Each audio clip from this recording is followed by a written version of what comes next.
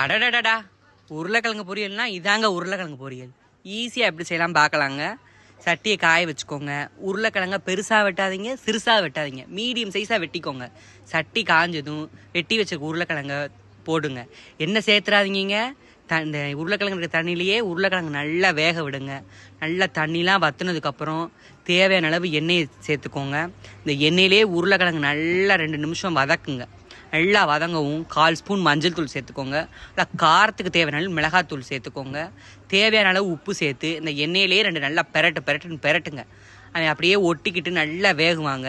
அப்புறம் இன்னொரு மசால் முக்கியங்க. 5-6 பல் பூண்டு, 1 ஸ்பூன் பெருஞ்சீரகத்தை போட்டு நல்லா இடித்து வச்சுக்கோங்க.